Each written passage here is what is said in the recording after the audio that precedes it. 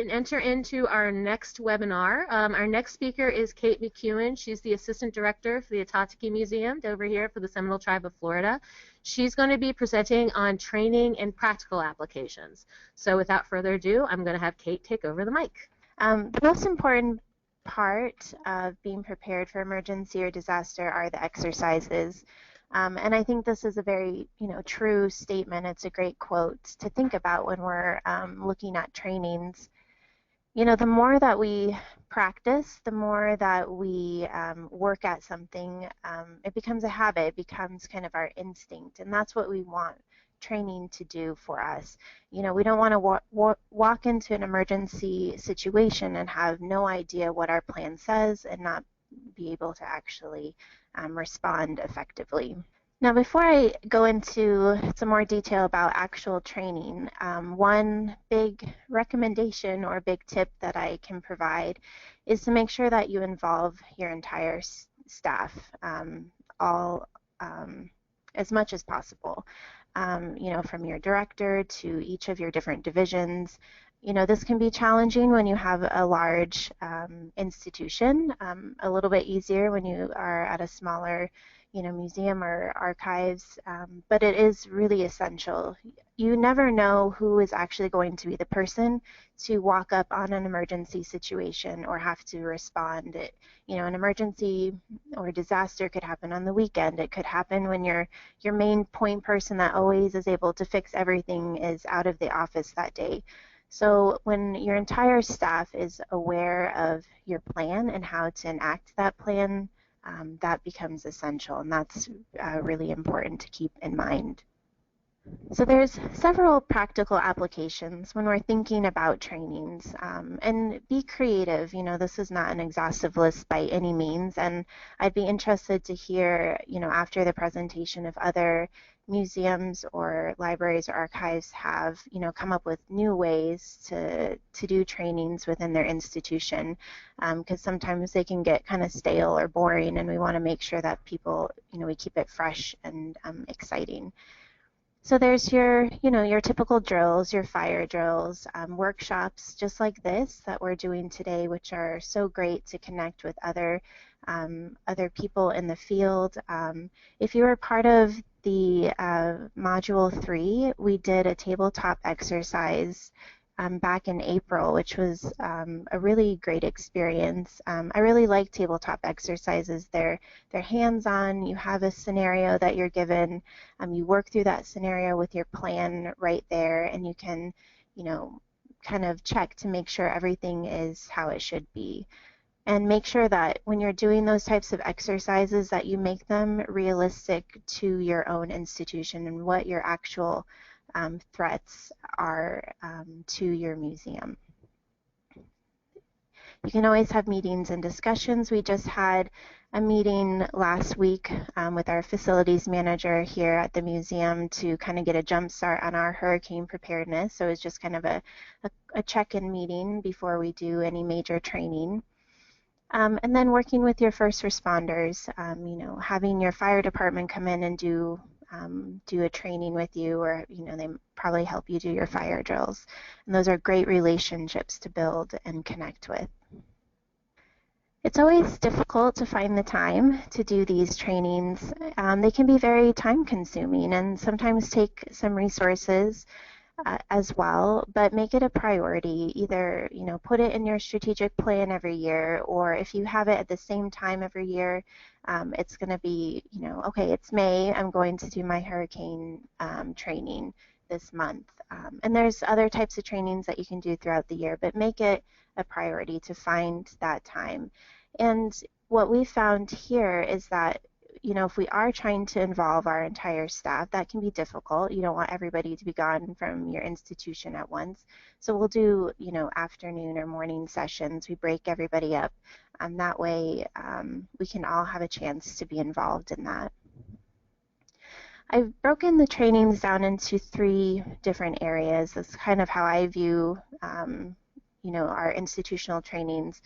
Those that focus on people, and our staff and our visitors, our collections, and then our facilities, our buildings and grounds.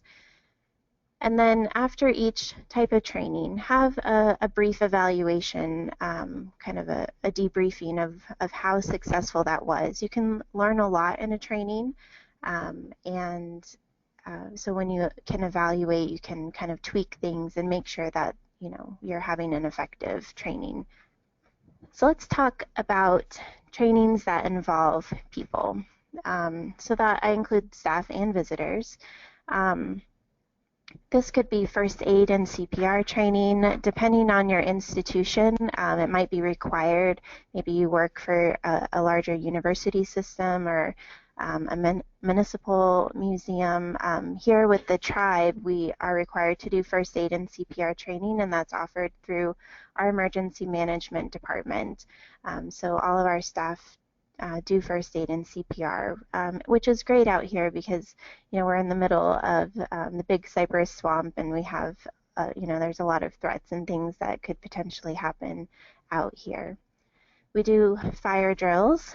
We just had one a few weeks ago, and we hadn't had one in quite a while, so we made sure that we got one on the books. And on the last slide I had said to make sure you do an evaluation after these trainings, and that's what we did. So I got a report, I was actually out that day, but I got a report from our security, head of security, that said, how long it took everybody to evacuate the building. And our time was not as good as it should have been. We realized that we had a lot of new staff that didn't really know where the safe meeting point was, so that was great. We could address that. And we also realized, we have 3 buildings here on our campus, and if the fire alarm goes off in our museum, our curatorial building, people in there aren't necessarily going to know there's even an emergency happening. A few years ago, we got new phone systems, and we never implemented our paging system. And so that was something that we just did a few weeks ago, that we re-implemented that paging system so that if there is an emergency in a different building or somewhere else on campus, then we can quickly notify everybody to evacuate or whatever the case might be. And implement trainings on criminal activity. Some of us work in large major cities.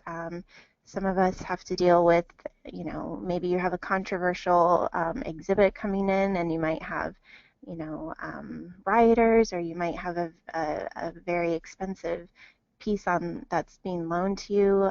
So those are all things that you need your staff to be prepared to handle just in case. Trainings that deal specifically with collections. This is of course going to focus with our collection staff, but it's important to include other divisions if possible. We try and include our facilities and security staff in our trainings as well. And I worked at an art museum out west for a while, and we had an emergency situation that happened over the weekend.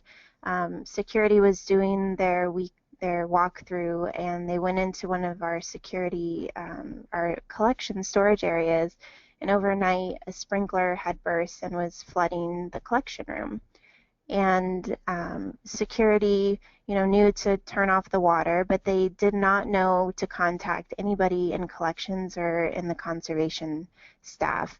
And so we realized that, if they had been included in specific collection training on how to handle that type of an emergency, that communication would have been a lot faster, and it would have been a lot better because it really delayed the people that needed to be there to handle those damaged objects quickly. They weren't able to respond very fast.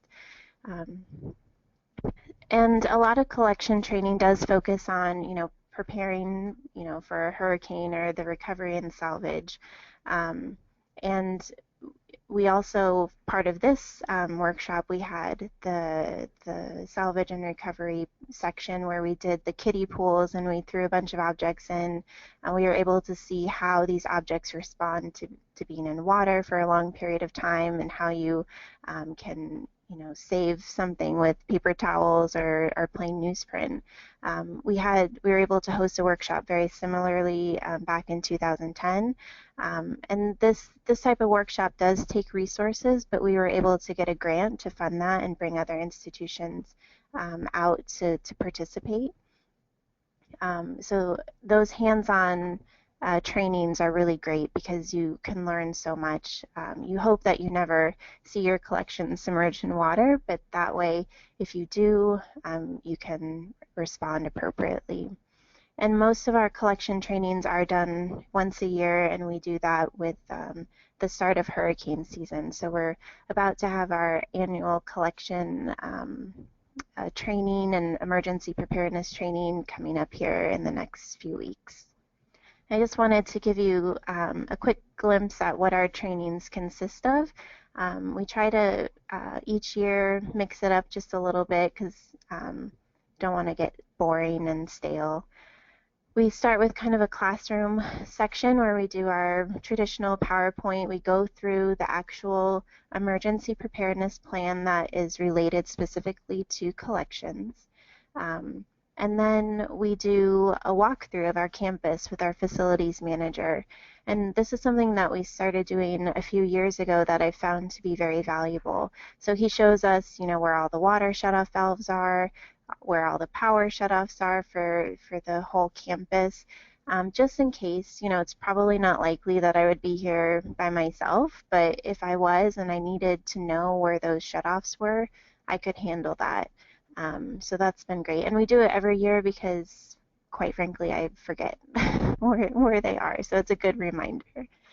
And the picture on the top right, that's we had a deinstallation of our entire gallery spaces a few years ago for mold remediation.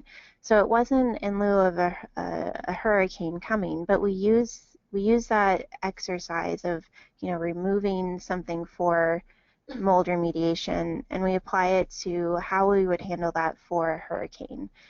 So now we know how long it actually takes to deinstall our entire exhibits.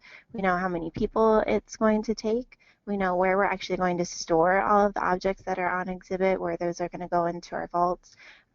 So if there are other things that your institutions have done that might be similar, apply those to your emergency preparedness trainings, because that can be very valuable information that you can learn from.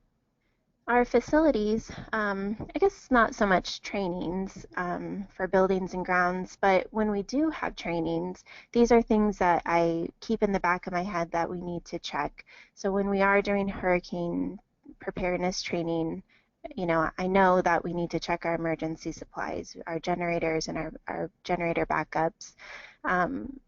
If you have any sort of